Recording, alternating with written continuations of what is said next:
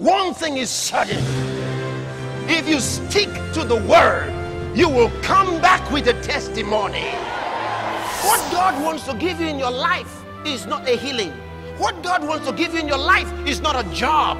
What God wants to give you in your life is not money. What God wants to give you is the word of God in your spirit. It'll make you what it talks about. And you are shining. And you are shining by the power of the Holy Ghost. You are shining by the power of the Holy Ghost. You are shining and nothing can stop you. It is your season. It is your time. Nothing can hinder you. This is your time. This is your hour. Favor is yours.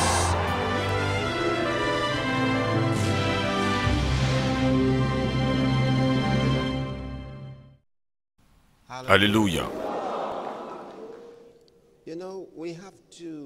Vous savez, nous devons continuellement nous garder focalisés à l'esprit sur le but de notre ministère. Pourquoi est-ce que nous faisons ce que nous faisons? Pourquoi est-ce que nous sommes dans le ministère?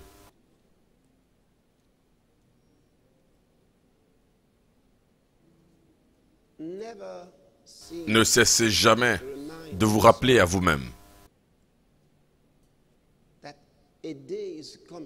qu'un jour viendra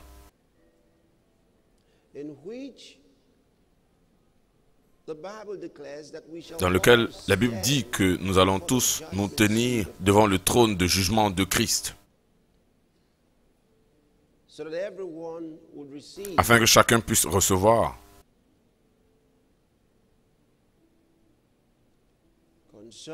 selon toutes ses œuvres, tout ce qu'il a fait sur cette terre.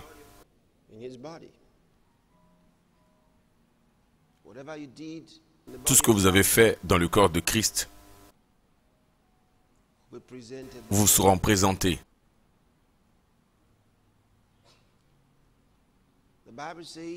La Bible dit, si nous avons agi avec droiture, nous recevrons une récompense.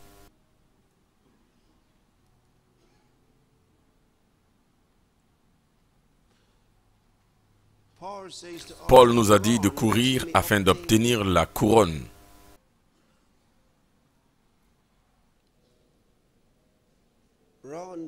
Courez votre vie pour un but, pour gagner devant le Seigneur.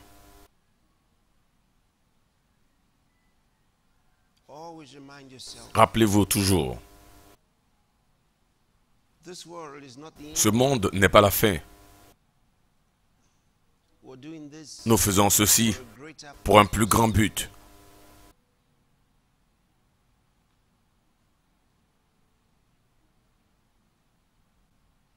Alléluia.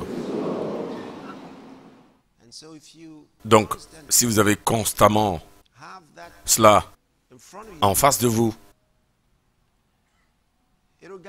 cela vous guidera dans les choses que vous ferez, dans la vie que vous allez vivre.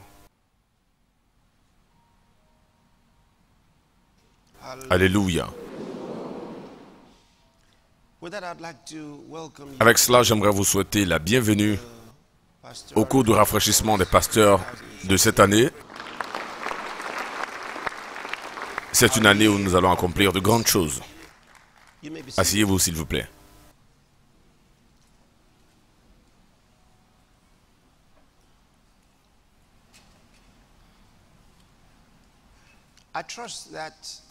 Je crois que les différents programmes que nous avons déjà eus ont aidé à fixer et maintenir tout le monde sur le but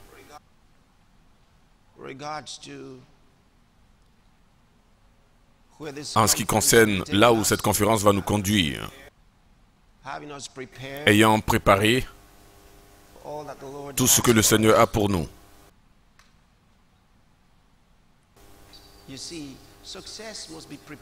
Vous voyez, le succès doit être préparé. Le succès n'est pas un accident. N'importe quel type de succès, que ce soit quelqu'un qui fait les affaires ou quelqu'un qui fait la politique, ou quelque type de commerce, le succès n'est pas un accident. Il doit être soigneusement préparé. Le futur appartient à ceux qui s'y préparent. Vous ne pouvez pas simplement avoir l'espoir que cela va arriver. Non, ça n'arrive pas comme ça. Il y a beaucoup de belles choses qui peuvent vous arriver sur le sentier de la vie, sans forcément vous y être préparé. Mais ça, c'est juste comme une orange mûre qui tombe de l'arbre. Les meilleurs ne tombent pas comme ça tout le temps, vous voyez? Vous devez aller les chercher. Vous voyez? Donc, vous ne pouvez pas attendre que les bonnes choses tombent sur vous. Et chacun de nous a été fixé par Dieu pour avoir du succès. Nous sommes des rejetons de succès. Notre Père Céleste est un succès. Jésus-Christ aussi est un succès. Et si vous êtes son rejeton, vous ne pouvez pas être moins que ça. Mais vous savez, juste parce que vous avez la semence en vous, ne veut pas dire que vous allez vivre à la hauteur de votre appel. Vous devez faire quelque chose à propos de cela. Par exemple, la Bible dit que Jésus-Christ est mort pour le monde entier. Donc, le salut entier a été consumé et rendu disponible à tout le monde, chacun de nous dans le monde. Donc, comment ça se fait qu'il y a certaines personnes qui iront en enfer? Parce qu'ils n'ont pas accepté cela. Ce n'était pas la faute de Dieu. Ce n'est pas le salut qui n'était pas adéquat. Ils n'ont simplement pas accepté cela. Et certains n'ont pas encore entendu. La Bible dit, comment peuvent-ils entendre sans un prédicateur? Vous voyez, s'ils n'entendent pas, ils ne peuvent pas le croire. S'ils n'y croient pas, ils ne peuvent pas être sauvés. Vous voyez? Ils doivent l'entendre pour croire. Ils doivent le croire pour être sauvés. Et le seul moyen par lequel ils peuvent l'entendre, c'est seulement si quelqu'un le leur annonce. C'est ce que la Bible dit. Comment est-ce qu'ils peuvent entendre sans un prédicateur envoyé de Dieu? Peut-être que je devrais rafraîchir votre pensée. C'est le cours du rafraîchissement des pasteurs de toute façon. Donc laissez-moi rafraîchir votre pensée avec les Écritures. Livre de Romains, chapitre 10. Lisons à partir du verset 17. Il dit ainsi, la foi vient de ce qu'on entend, et ce qu'on entend de la parole de Christ. Prochain verset.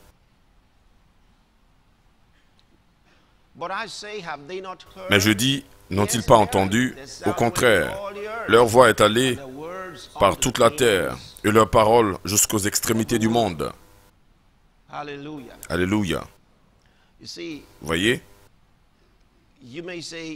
Vous pourriez dire, ont-ils entendu?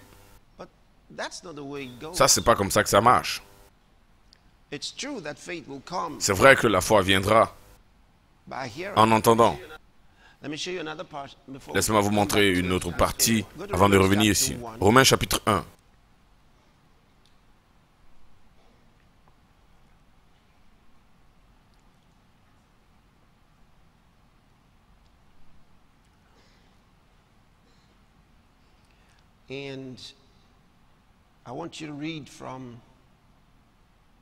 Et je voudrais que vous lisiez à partir du verset 18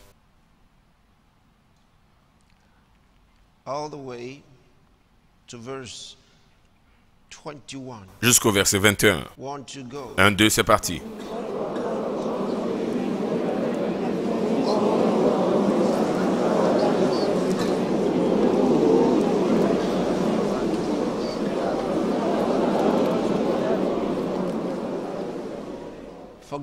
Dieu leur ayant fait connaître, car la perfection invisible de Dieu, ralentissez, je vous méditiez en lisant, remarquez ce qu'il dit. En effet, la perfection invisible de Dieu, sa puissance éternelle, sa divinité, se voit à l'œil nu depuis la création du monde. Quand on les considère dans ses ouvrages, ils sont donc inexcusables. Il est en train de dire que le monde a beaucoup de témoignages à partir de la création au sujet de l'existence de Dieu. Il dit les choses visibles sont des témoins et témoignent de l'existence de l'invisible. Donc ils sont sans excuse. Prochain verset. Puisqu'ayant connu Dieu, ils ne l'ont point glorifié comme Dieu, ne lui ont point rendu grâce, mais ils se sont égarés dans leurs pensées et leur cœur sans intelligence a été plongé dans les ténèbres. Évidemment, en lisant le reste des versets, vous allez voir certaines des choses qu'il a prononcées concernant l'homme, qui est le monde des païens. Repartons au chapitre 10. En fait, dans le livre de Romains, chapitre 10. Premièrement, commençons par ce verset 17. Parce que c'est une clé de ce qu'on vient de voir. Il dit ainsi, la foi vient de ce qu'on entend, et ce qu'on entend de la parole de Dieu. Il dit la foi vient de ce qu'on entend. Allez-y au verset 13, toujours de Romains 10, verset 13. Même livre, même chapitre. Il dit car quiconque invoquera le nom du Seigneur sera sauvé. Il dit tout le monde qui invoque le nom du Seigneur sera sauvé. Ok, prochain verset. Comment donc invoqueront-ils celui en qui ils n'ont pas cru? Et comment croiront-ils en celui dont ils n'ont pas entendu parler? Et comment en entendront-ils parler s'il n'y a personne qui prêche? Et comment y aura-t-il des prédicateurs s'ils ne sont pas envoyés? Selon qu'il est écrit, qu'ils sont beaux les pieds de ceux qui annoncent l'évangile de paix, de ceux qui annoncent de bonnes nouvelles. Mais tous n'ont pas obéi à la bonne nouvelle. Aussi Ésaïe a-t-il dit, qui a cru à notre prédication? Et ensuite, évidemment, il est parti au verset là où nous avons commencé. Donc, excepté qu'ils entendent, ils ne peuvent pas le croire. Excepté qu'ils croient, ils ne peuvent pas être sauvés. Et ils ne peuvent pas entendre sans un prédicateur. Il faut que quelqu'un le leur dise. Et notre mission primaire est de prêcher l'Évangile. C'est de faire connaître la parole de Dieu aux nations du monde. Il nous a envoyés pour prêcher sa parole. C'est un message que vous transportez avec passion. Vous voyez, l'Évangile est un message que vous portez avec passion. Passion. Avec une passion originale dans votre cœur. Évidemment, propulsé par l'amour du Père, l'amour de Jésus.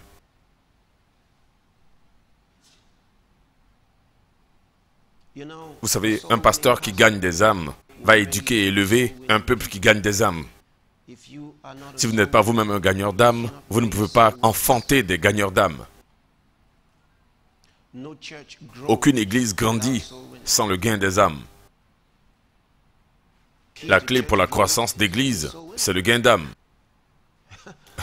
Je veux dire, il n'y a pas deux moyens à propos de cela. Si vous ne gagnez pas des âmes, votre église ne va pas grandir. Les églises croissent par le gain des âmes. Si le pasteur a le feu en lui pour gagner des âmes, peu importe le sujet qu'il prêche, les membres seront des gagneurs d'âmes. Parce que souvenez-vous, lorsque nous partageons la parole de Dieu, ils ne nous entendent pas seulement, ils reçoivent aussi de nous. Vous voyez? Ils puisent de notre inspiration, qui nous propulse, quel que soit le message que nous prêchons. Il y a une force de propulsion. Il y a une onction, l'inspiration du Saint-Esprit qui nous aide à communiquer. Et j'ai dit, peu importe ce que c'est que le sujet. L'esprit qui est derrière ce sujet est également aussi communiqué. Non seulement ils entendent, mais ils reçoivent aussi ce que nous disons. Vous voyez, si vous êtes un gagneur d'âme, ce feu produira des résultats. Donc, un pasteur qui gagne des âmes va produire une congrégation qui gagne également des âmes. C'est la raison pour laquelle vous réalisez qu'il y a certaines églises qui simplement grandissent. Je veux dire, la clé, c'est le pasteur. Et c'est la raison pour laquelle, spécialement vous les pasteurs seniors, le plus souvent quand vous grandissez, vous réalisez un besoin. Vous réalisez un besoin d'ouvrir de nouvelles églises et vous envoyez de nouvelles personnes, vous envoyez des gens pour gérer les églises. N'envoyez jamais les personnes qui ne veulent pas y aller.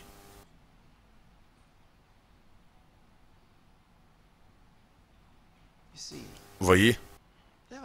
N'envoyez jamais des personnes qui ne veulent pas le faire. Et n'envoyez pas quelqu'un qui n'est pas en feu pour Dieu. Parce qu'il va simplement produire ce qu'il est lui-même. Il va simplement multiplier ce qu'il est lui-même. Des personnes qui n'ont pas également la volonté comme lui. Et vous allez découvrir que chaque fois que vous allez visiter cette église, elle ne grandit pas. Vous voyez, quand vous voulez démarrer une église, envoyez des personnes inspirantes et inspirées. Envoyez les leaders les plus forts. D'accord? Les leaders les plus forts. Quelqu'un qui a été formé et qui a accepté la formation avec joie. Pas quelqu'un que vous essayez vous-même d'inspirer. Pas quelqu'un que vous essayez d'encourager. Ne donnez jamais l'office de pasteur comme un tremplin pour quelqu'un que vous essayez de former. Quelqu'un que vous essayez de former, d'être un pasteur d'une église. Vous lui demandez d'aller coordonner une nouvelle église. Ça, c'est mauvais. Vous aurez des problèmes avec cette église. Elle ne va pas grandir.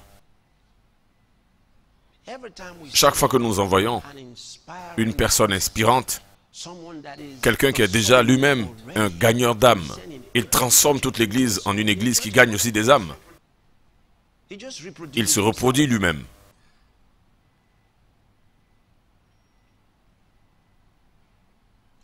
Vous essayez de commencer un groupe d'hommes ou de femmes. L'homme ne vient pas à l'église et vous lui demandez d'être la tête du groupe des hommes. Ça ne marchera jamais.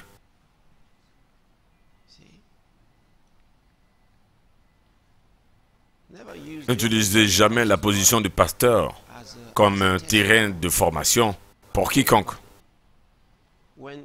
Lorsque les apôtres nous ont donné une idée, ils nous ont montré comment le faire. Jésus même n'a pas envoyé ses disciples jusqu'à ce qu'il les forme durant ces 3 années. Et avant de les envoyer, il leur a demandé expressément d'attendre jusqu'à ce qu'ils reçoivent le Saint-Esprit. Et alors, les apôtres, qu'ils ont rendus des diacres, qu'est-ce qui s'est passé? Il n'y avait que des gens qui étaient remplis de la parole de Dieu, remplis de sagesse et remplis du Saint-Esprit. Ça, c'est ce qu'ils ont fait. Ils n'ont pas simplement choisi des gens au hasard. Donc, ces choses sont très importantes. Alléluia. Comment entendront-ils parler sans prédicateur? Comment entendront-ils parler sans prédicateur? Il faut que quelqu'un prêche le message. Donc, chaque église est un centre d'évangélisation. Je voudrais que vous compreniez bien cela. Ne commencez pas simplement une église quelque part parce que vous voulez avoir une branche là-bas. Cette église est supposée être un centre d'opération évangélique. Ça, c'est comme ça que les choses sont supposées être. Dans ce domaine.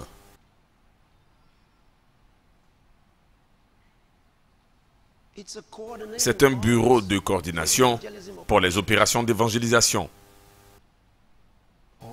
Ou on peut dire des opérations évangéliques. Parce que tout cela a à voir avec l'évangélisation.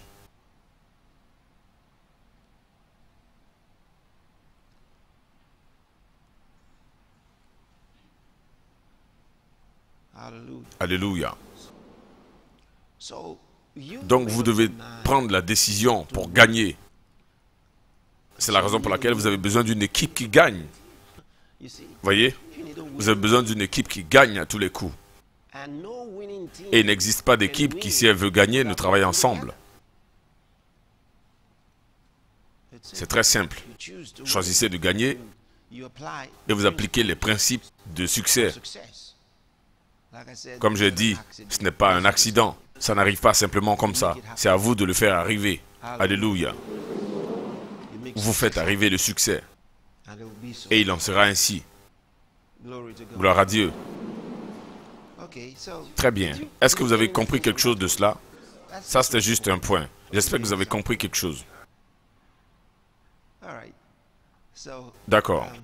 Eh bien, nous allons parler de quelque chose d'autre.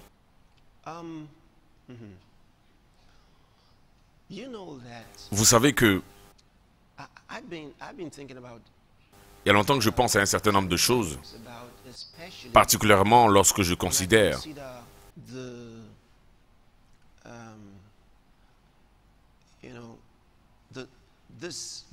cette génération de chrétiens qui comprend le message de la foi et l'aime et vivent par ça et marchent à la lumière de cela. Souvent, je pense qu'il y a un aspect qu'ils ont tendance à laisser en arrière.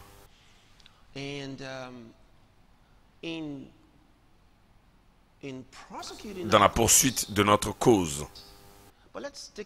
Mais jetons un coup d'œil à ce passage pour voir exactement ce dont je parle. Josué, chapitre 3. Nous lisons à partir du verset... On pourrait peut-être commencer à partir du verset 1. Est-ce que vous êtes prêts? Très bien. Commencez. 1, 2, c'est parti.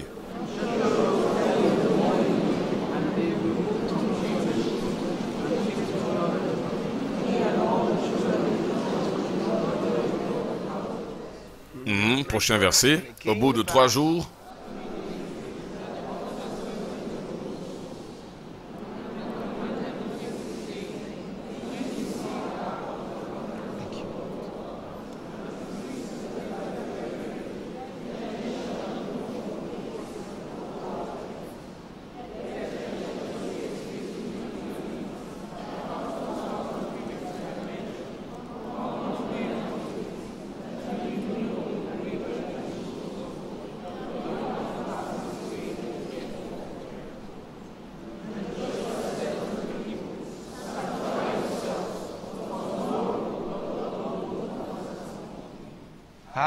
Alléluia.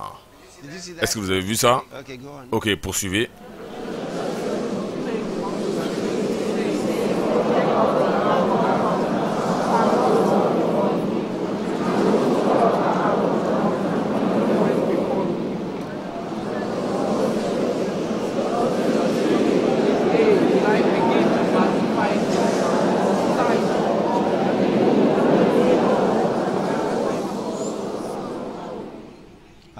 Alléluia. Verset 7. L'Éternel dit à Josué, « Aujourd'hui, je commencerai à te lever aux yeux de tout Israël, afin qu'ils sachent que je serai avec toi, comme j'ai été avec Moïse. » Maintenant, si vous lisez ce verset dans la traduction Message, est-ce que quelqu'un a la traduction de la Bible Message ici?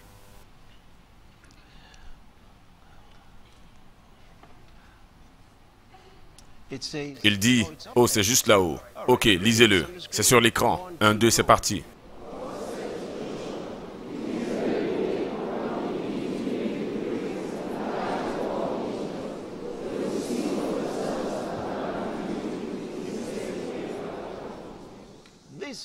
Ce jour véritable, je commencerai à faire de toi un grand aux yeux de tout Israël.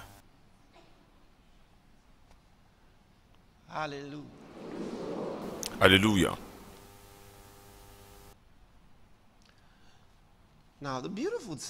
Maintenant, la belle chose à propos de cela, ce n'était pas des gens qui étaient assis dans le camp et Dieu dit, « Ok, maintenant que vous êtes dans le camp, je ferai de vous des grands. » Non, il s'agissait de la traversée du Jourdain. Il s'agissait de la traversée du Jourdain. C'était une impossibilité qui était juste devant eux. One thing is certain. If you stick to the word, you will come back with a testimony. What God wants to give you in your life is not a healing. What God wants to give you in your life is not a job. What God wants to give you in your life is not money. What God wants to give you is the word of God in your spirit. It'll make you what it talks about. And you are shining. And you are shining by the power of the Holy Ghost. You are shining by the power of the Holy Ghost. You are shining and nothing can stop you. It is your season. It is your time. Nothing can hinder you. This is your time. This is your hour. Favor is yours.